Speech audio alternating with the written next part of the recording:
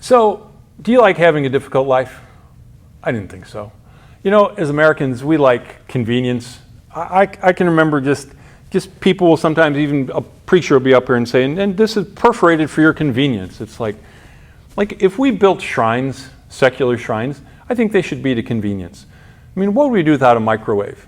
You know, it's like we're just into things being easy. We like shortcuts. May I suggest to you something I read by Bob Goff recently and suggest that it's true? God isn't trying to make our lives easier. He wants to make them more meaningful. Think about that. See, I think there's all sorts of shortcuts that we can take. And you think about retirement. Just the fact that I'm even thinking about retirement is something I can't believe, because in my mind I'm still like 30-something. Just don't talk to my wife about that. Anyway, but so retirement. So I've got a friend who was doing a class who was right over here a couple years ago, and something came up about retirement, and someone said something about sitting on a beach with a drink with a little umbrella, and he goes, that's not retirement, that's vacation. How do you ever retire from a life of purpose? Isn't that what we really want? Don't you want to know that you made a difference today? Don't you want to know that tomorrow you can make a difference in someone's life?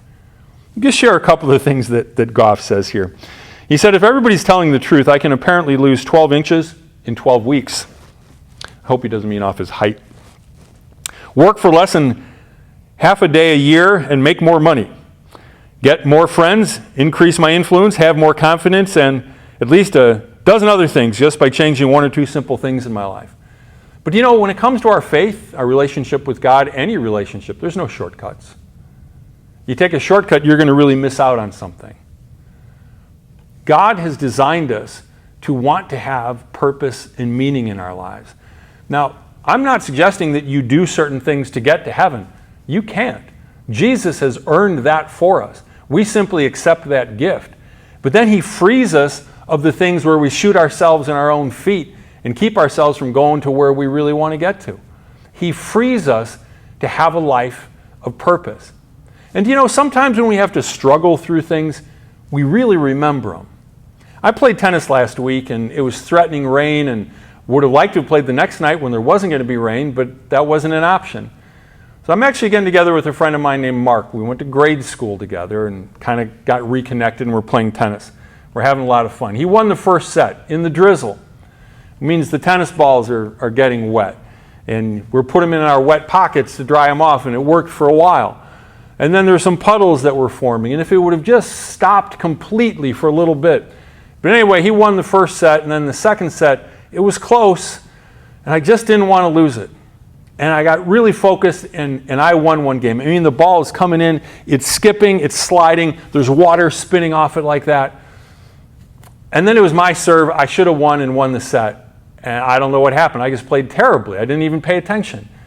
And then the next game, I'm like, I'm going to be super focused. And I must have looked like Mike Singletary. If you remember him playing for the Bears, my eyes were like this, and I was so focused on the ball. And I salvaged the second set, so it was a tie. I didn't want to lose. But I think Mark and I will always remember the night that we played in the rain, because we didn't really have any other option. It wasn't easy, wasn't pleasant, but I think we'll always remember it. And I also found out that I could dig a little deeper and focus a little bit more. And I wasn't going to use, it was been really easy to say, well, you know, there's rain and there's puddles and all this stuff. And no, Mark had to play with the same stuff that I did. You know, I felt really good just salvaging that set. And do you know what else? I said that to Mark afterwards, and he said, I could tell you were more focused.